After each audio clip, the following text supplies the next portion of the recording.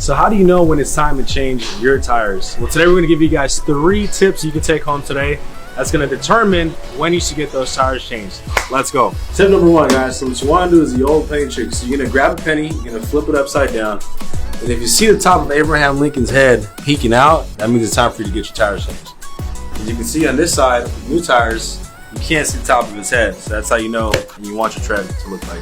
Tip number 2, guys, look out for uneven wear. For example, if your tires are balding on one side more than the other, then that means you could possibly have a bad wheel alignment or a broken suspension component. Tip number 3, take sidewall damage very, very seriously. It can be very dangerous. What I mean by that is if you have any damage along the sides of the tire, it can cause a blowout on the road. It can be very dangerous.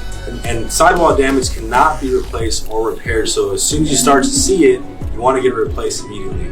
So hopefully those tips helped you guys out. If you guys ever have any tire repair needs or need any vehicle maintenance, go ahead and hit up the professionals here at Don's Tire Services and they'll get your vehicle back on the road safely.